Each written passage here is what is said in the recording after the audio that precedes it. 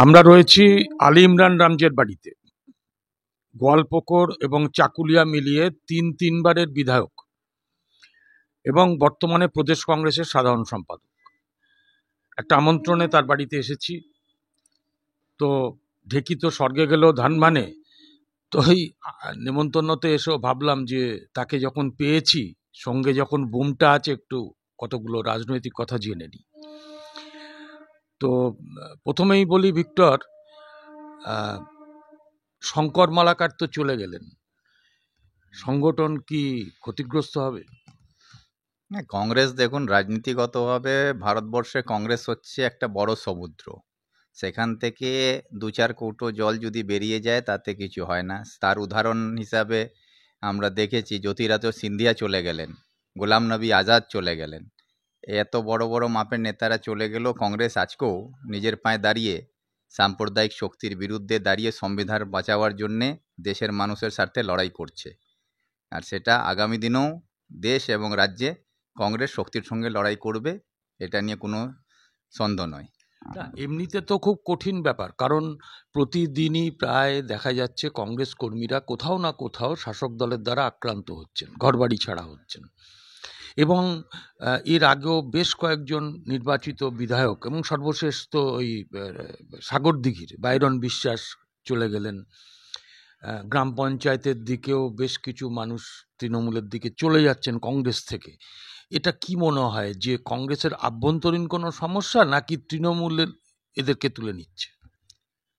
কংগ্রেসের আভ্যন্তরীণ কোনো সমস্যা নেই। কংগ্রেস নিজের কর্মী সমর্থক নেতাদেরকে সঙ্গে নিয়ে রাজনীতিগতভাবে গণতন্ত্রতান্ত্রিক পদ্ধতিতে দেশের জন্য, রাজ্যের মানুষের জন্য লড়াই করছে, তাতে কোনো সমস্যা নেই। সমস্যাটা হচ্ছে বর্তমানে পশ্চিমবাংলার রাজনীতিটা হয়ে গেছে একটা সন্ত্রাসবাদী দল রাজ্যকে দখল করে রেখেছে, সেটা হচ্ছে তৃণমূল।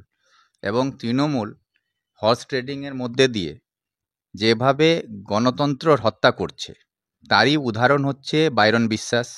এবং পুলিশ প্রশাসনকে দিয়ে বিডিও, এসডিও, ডিএম সবাইকে লাগিয়ে দেওয়া হচ্ছে একজন নির্বাচিত সদস্য, সে পঞ্চায়েতের একজন মেম্বার হোক বা জেলা পরিষদের সদস্য হোক অথবা বিধায়ক হোক, এবং লোকসভার সদস্যরাও বাদ যাচ্ছেন না, তাদেরকে যেভাবে হোক মানে তৃণমূল দলের নাম লেখাতে হবে, তার জন্য বাধ্য করা হয়। তার মধ্যে এটা কি বিডিও, এসডিও, ডিএম, এসপি সবাইকে কাজে লাগাচ্ছে? সবাইকে, পুরো প্রশাসনের কেউ বাদ যাচ্ছে না। তারই উদাহরণ দেখলাম আজকে তৃণমূলের মন্ত্রী হচ্ছেন সেচ দপ্তরের মানস ভুঁইয়া। মানস ভুঁইয়ার মতন একজন কংগ্রেসের দাপটের নেতাকে আমরা দেখেছি কংগ্রেসে যখন ছিলেন সারা রাজ্যে ডাপিয়ে বেড়াতেন। সেই নেতাকে একটা মিথ্যা মামলায় জড়িয়ে মার্ডার কেসের আসামি করে তাকে বাধ্য করলেন তৃণমূলের নাম লেখাও, নালে জেলে যাও। নিজেকে জেলে না মানে জেলে যাওয়া থেকে রক্ষা পেতে উনি তৃণমূলের নাম লিখিয়ে দিলেন। তো এই অবস্থা করে মানুষের যারা নির্বাচিত সদস্যরা, তাদেরকে গণতন্ত্রভাবে যে হত্যা করা হচ্ছে, গণতন্ত্রের মানুষের মতের কোনো দাম নেই। তৃণমূলের বিরুদ্ধে ভোট দিচ্ছে, কিন্তু জেতার পরে নির্বাচিত সদস্যদেরকেই তৃণমূলে জোর করে নিয়ে আসা হচ্ছে। তো এটা গণতন্ত্রের হত্যা হচ্ছে, এটা সাংবিধানিক যে অধিকার মানুষের, তার হত্যা করা হচ্ছে। সেই জন্য আমরা বারে বারে বলি না যে সংবিধান বাঁচাবার দরকার আছে আজকে। না, ঠিকই, কিন্তু আমরা যে তোমার সঙ্গে কথা বলছি, এই যে তুমি ভিক্টর, তুমি তিনবারের এমএলএ, তারপরে গত লোকসভাতেও রায়গঞ্জ কেন্দ্রে দাঁড়িয়েছিলে বাম কংগ্রেস জোটের প্রার্থী হিসাবে। তো যেটা শুনেছি যে এমএলএ থাকাকালীনও বা তারপরে এই লোকসভা নির্বাচনে তুমি দাঁড়ানোর সময়ও তৃণমূলের থেকে তোমাকেও তো ডাকা হয়েছিল, অফার দেওয়া হয়েছিল, এবং তার জন্য তুমি মাননি বলে বোধহয় এফআইআর টেফআইআরও, মিথ্যা মামলাও তো দেওয়া হয়েছিল। না, সে তো নানান রকমভাবে প্রলোভন দেওয়া হয়েছে, হ্যারাসমেন্টও করার চেষ্টা হয়েছে, বিভিন্ন সময় হুমকি দেওয়া হয়েছে, বিভিন্ন রকমভাবে মিথ্যা মামলার মাধ্যমে জেলে বন্দি করারও হুমকি দেওয়া হয়েছে। এই সব ঘটনা ঘটেছে। কিন্তু যেহেতু জনগণের জন্যে লড়াই, রাজনীতিটা তো কোনো নিজের স্বার্থে আমি বা আমার পরিবার করতে আসেনি। বাবা ওখান থেকে 4বারের এমএলএ, কাকা আমার 3বারের বিধায়ক, রাজ্যের ত্রাণমন্ত্রী, এবং আমি 3বারের বিধায়ক। তো আমার পরিবার ওই এলাকার মানুষের স্বার্থে রাজনীতি করেছে, এবং এলাকার মানুষ যাতে উপকৃত হয়, এলাকার দাবি যাতে রাজ্য এবং দেশের মানুষের কাছে তুলে ধরা যায়, সেই লড়াইটা আমরা করেছি।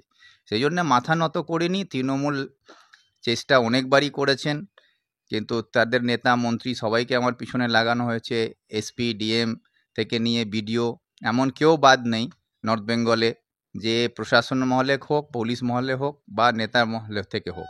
মুখ্যমন্ত্রীর তরফ থেকেও তো বোধহয় একটা আহ্বান ছিল। বিধানসভাতে এই আহ্বান এসছে আমার কাছে, বিধানসভায় যখন ছিলাম তখনও এসছে, পরেও এসছে, মুখ্যমন্ত্রী মুখ্যমন্ত্রীর পক্ষ থেকেও এসছে, এবং পিকেকেও আমার পিছনে লাগানো হয়েছিল।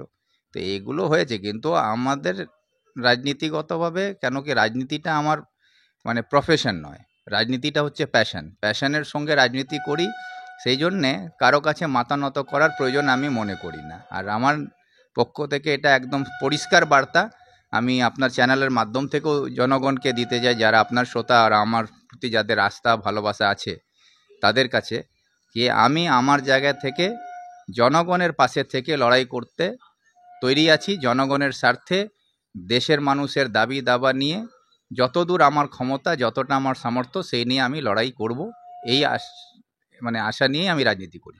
আচ্ছা ভিক্টর, একটা কথা বলি, প্রাক্তন বিধায়ক হিসাবে বলো বা এখন প্রদেশ কংগ্রেসের সাধারণ সম্পাদক হিসেবে বলো, যে অনুব্রত মণ্ডল একজন পুলিশের আইসিকে ন্যাক্কারজনকভাবে অশ্রাব্য ভাষায় গালিগালাজ দিল এবং সেটা স্বীকারও করলো, দলগতভাবে তৃণমূলও তার দায় স্বীকার করলো, কিন্তু আজকে এতদিন হয়ে গেল অনুব্রত মণ্ডল এখনো অধরা। এটা কি মনে হয় এর পেছনে অন্য কোনো অঙ্ক আছে?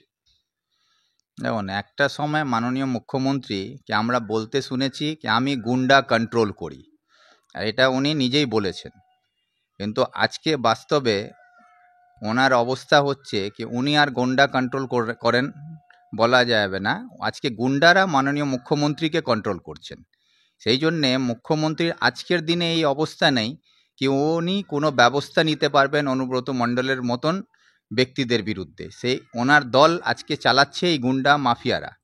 সেই জন্যে মুখ্যমন্ত্রী যতই বড় বড় কথা বলুক না কেন, কিন্তু এদের বিরুদ্ধে কোনো ব্যবস্থা নিতে পারবেন না। তার কারণ আমরা দেখছি অনুব্রত মণ্ডল যে অখাদ্য ভাষায় একজন পুলিশ অফিসারকে গালাগালি দিয়েছেন, মা মাসি মেয়ের নাম করে, সেই যদি মুখ্যমন্ত্রীর বিন্দু মাত্র লজ্জা হতো এবং নিজের পদের উপরে যে দায়িত্বে উনি আছেন তার প্রতি যদি একটু, পুলিশ মন্ত্রী, তার যদি একটু মর্যাদা রক্ষা করার ওনার ক্ষমতা হতো, তাহলে প্রথমেই আজকে অনুব্রত মণ্ডলকে গ্রেফতার করা উচিত ছিল, কিন্তু সেটা করতে পারেননি। কেন? আজকে অনুব্রত মণ্ডলের বিরুদ্ধে খালি এফআইআর হচ্ছে, তারপরে ওকে কল করা হচ্ছে, স্বাস্থ্য পরীক্ষা করানো হচ্ছে, এইসব নানান রকম নাটক আমরা দেখছি। এর কারণটাই হচ্ছে কি মুখ্যমন্ত্রীর আজকে সেই ক্ষমতা নাই কি উনি গুন্ডা মাফিয়াদের বিরুদ্ধে কোনো ব্যবস্থা নিতে পারবেন। মাফিয়ারাই এখন তৃণমূল দল চালাচ্ছে, মুখ্যমন্ত্রীকে পরিচালনা করছে। মুখ্যমন্ত্রী এখন শুধু, আগে ছিল একটাই পোস্ট, বাকি সব ল্যাম্প পোস্ট, এখন হয়ে গেছে সব যাদের গুন্ডা মাফিয়াদের হাতে পোস্ট চলে গেছে, মুখ্যমন্ত্রী এখন ল্যাম্প পোস্ট হয়ে গেছেন পশ্চিমবাংলায়। এটা খুব সুন্দর কথা বললেন যে এখানকার ডাকাত বদমাস গুন্ডা তারা হয়ে গেছে লাইট পোস্ট আর মুখ্যমন্ত্রী হয়ে গেছেন ল্যাম্প পোস্ট। যাই হোক, আচ্ছা বলছি ভিক্টর, এই যে 26,000 মানুষের চাকরি চলে গেল, যোগ্য অযোগ্য এখনো অবধি তালিকা প্রকাশ করেনি সরকার বা এসএসসি বোর্ড, এই ব্যাপারে প্রদেশ কংগ্রেসের পক্ষ থেকে কিছু আন্দোলন আমরা দেখেছি, কিন্তু যিনি যুব সমাজের আইকন রাহুল গান্ধী, তিনি এ ব্যাপারে নীরব কেন? না, রাহুল গান্ধী নীরব নয়। রাহুল গান্ধী যখন এই ঘটনাটা ঘটে এবং সুপ্রিম কোর্টের নির্দেশে এসএসসির পুরো প্যানেলটাই বাতিল হয়ে যায়, তারপরে যে আন্দোলন গড়ে ওঠে পশ্চিমবাংলায়, আমাদের শিক্ষক যারা বাতিল হয়ে গেছেন সেই শিক্ষকরা যখন আন্দোলনে নামেন, তাদের অবস্থা দেখার পরে রাহুল গান্ধী একমাত্র যে এই চাকরিহারা শিক্ষকদের পক্ষে রাষ্ট্রপতিকে চিঠি লিখে বলেছেন কি এদের চাকরি ফিরিয়ে দেওয়ার জন্যে আপনার পক্ষ থেকে যা ব্যবস্থা নেওয়া যায় সে ব্যবস্থা আপনি গ্রহণ করুন, এটা উনি বলেছেন। আচ্ছা আচ্ছা, এটা তো খুব ভালো দিক। আচ্ছা বলছি, আর একটা প্রশ্ন, সেটা হচ্ছে মুখ্যমন্ত্রী বলেছেন যে ওয়াক অফ আন্দোলন পশ্চিমবঙ্গে করলে আমার থেকে খারাপ কেউ হবে না, ওয়াক অফ আন্দোলন করতে গেলে দিল্লিতে গিয়ে করুন, কি বলবে? এটা তো হচ্ছে মুখ্যমন্ত্রীকে, আমি তো বারে বারে বলছি, মুখ্যমন্ত্রী হচ্ছেন আরএসএস এর এজেন্ট। যেরকম আরএসএস 1980-তে বিজেপি দলটা তৈরি করলো, ঠিক সেইভাবে আরএসএস 1998 সালে তৃণমূল দলটাও তৈরি করে দিল, আর তার এজেন্ট হিসাবে কাজ করছেন এখানে মাননীয় মুখ্যমন্ত্রী। এই মুখ্যমন্ত্রী এখন ওয়াকফ অ্যামেন্ডমেন্ট অ্যাক্ট, তার প্রতিবাদ সারা দেশ জুড়ে হচ্ছে। এমনকি যে রাজ্যে বিজেপির সরকার আছে, যেখানে বুলডোজার সরকার আছে, যোগীর সরকার আছে, সেখানে মুসলিমদের সংখ্যা পশ্চিমবাংলা থেকে কম থাকলেও সেখানে রাস্তার উপরে মিছিল করে আন্দোলন করা যাচ্ছে, প্রতিবাদ করছে, সেইটা আমরা দেখেছি। কিন্তু পশ্চিমবাংলায় ভারতবর্ষের দ্বিতীয় সবথেকে বড় সংখ্যা হচ্ছে পশ্চিমবাংলা মাইনরিটিদের। সেখানে মুখ্যমন্ত্রী নিজেকে বলেন আমি মুসলমানদের তোষণ করি, মুসলমানের দরদি আছেন, কিন্তু মুসলমানদের ওয়াকফের মাধ্যমে তাদের সম্পত্তি দখল নিয়ে নেওয়ার একটা চক্রান্ত হচ্ছে। তাদের কবরস্থান, তাদের মসজিদ, তাদের দরগা, তাদের মাদ্রাসা সব কিছুর উপরে সরকার একটা হস্তান্তর করার একটা পরিকল্পনা নিচ্ছে। তার প্রতিবাদ রাজ্য সরকারের পক্ষ থেকে হচ্ছে না, মুখ্যমন্ত্রীর থেকে হচ্ছে না, সাধারণভাবে জনগণ যখন এই আন্দোলন করতে চাইছে তাকে আটকাবার কারণটা কি? তার কি পিছনে মুখ্যমন্ত্রীর একটাই উদ্দেশ্য, যে আরএসএসকে খুশি রাখতে হবে, বিজেপিকে খুশি করার জন্যে মুসলমানদেরকে কোনো আন্দোলনে যেতে দেওয়া যাবে না। ওয়াকফের আন্দোলন, যারা সংবিধান প্রেমী মানুষ আছেন, যারা বুঝতে পাচ্ছেন সংবিধানের উপরে আঘাত হচ্ছে, তাদেরকে আটকে দেওয়ার ব্যবস্থা করছেন। আর এই হুমকিটা উনি যে দিয়েছেন না, এই হুমকিটা দিয়ে উনি প্রমাণ করেছেন মোদির কাছে, মোহন ভাগবতের কাছে, কি আমি তোমার হয়ে লড়াই করছি, জনগণের হয়ে উনি লড়াই করছেন না। ঠিক আছে, বলছি যে একটা প্রশ্ন, তোমার সঙ্গে তো রাহুল গান্ধীর কথাবার্তা হয়, তো পশ্চিমবঙ্গে অমিত শাহ তো আসা শুরু করে দিয়েছেন, মোদিও এসে ঘুরে গেলেন, তো সর্বভারতীয় দল হিসাবে কংগ্রেসের রাহুল গান্ধী বা প্রিয়াঙ্কা গান্ধী পশ্চিমবঙ্গ সফরের কোনো সম্ভাবনা আছে? না, আমাদের যে প্রদেশ কংগ্রেসে একটা মিটিং হয়েছিল, আমাদের অবজারভার এসছিলেন গোলাম আহমদ মীর সাহেব। ওই মিটিংয়ে আমাদের এই প্রস্তাব কংগ্রেসের পক্ষ থেকেও সবাই রেখেছিল। তো সেখানে আমাদের একটা শিডিউল তৈরি করা হয়েছে কি সেপ্টেম্বর থেকে রাহুল গান্ধী, প্রিয়াঙ্কা গান্ধী, মাল্লিকার্জুন খার্গে, আরও যে আমাদের উচ্চ স্তরের কেন্দ্রের নেতৃত্বরা আছেন, তারা পশ্চিমবাংলার সফরে বারে বারে একবার রাহুল গান্ধী, পরের বার হয়তো প্রিয়াঙ্কা গান্ধী, পরের বার হয়তো মাল্লিকার্জুন খার্গে, এটা সেপ্টেম্বর থেকে আরম্ভ করার একটা চিন্তা ভাবনা হচ্ছে, মানে পুজোর পর পরেই। তো এটা আলোচনা হয়েছে। আচ্ছা, আমার শেষ প্রশ্ন সেটা হচ্ছে, এই যে আলী ইমরান রামজি মানে ভিক্টর, তুমি একটা খুব সুন্দর কথা বললে যে এখন পশ্চিমবঙ্গের সমস্ত লাইট পোস্টগুলো যদি গুন্ডা হয় তাহলে ল্যাম্প পোস্ট একমাত্র মমতা ব্যানার্জি। তো 2026-এর নির্বাচনে এই ভিক্টরকে কোনো মঞ্চে উঠে বলতে শুনবো না তো, যে আমরা প্রদেশ কংগ্রেসের পক্ষ থেকে বলছি তৃণমূল সমর্থিত প্রদেশ কংগ্রেস প্রার্থীকে হাত চিহ্নে ভোট দিয়ে জয়ী করুন? না, তৃণমূলের সঙ্গে একবার 2011-তে যে জোট হয়েছিল, এবং সেই আজকে যে মমতা ব্যানার্জি যে ক্ষমতায় বসে যে ক্ষমতা ভোগ করছেন এবং রাজ্যের মানুষের উপরে যে অত্যাচার করছেন, এই সুযোগটা কিন্তু কংগ্রেসের হাত ধরেই উনি ওখানে পেয়েছেন। কিন্তু কংগ্রেস দিয়ে সুযোগ দিয়ে করে দিয়েছিল যাতে রাজ্যের মানুষের পরিবর্তন আসবে, উন্নয়ন হবে, এলাকার রাজ্যের গরিব মানুষরা উপকৃত হবে। কিন্তু সেই জায়গায় উনি বিশ্বাসঘাতকতা করলেন কংগ্রেসের সঙ্গে, কংগ্রেসকেই সব থেকে আগে পাশ থেকে সরিয়ে দিলেন।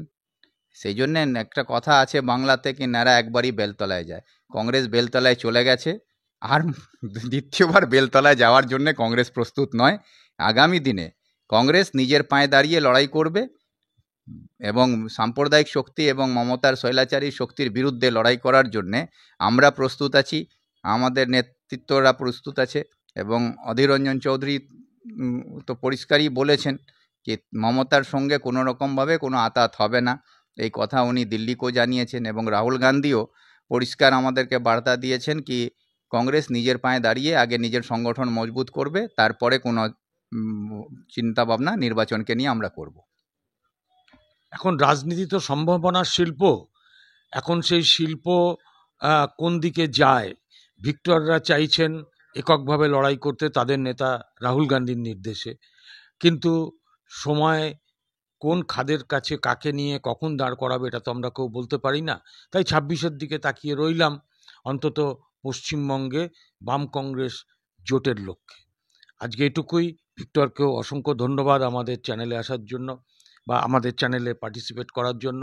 আবার দেখা হবে আগামী এপিসোডে। নমস্কার।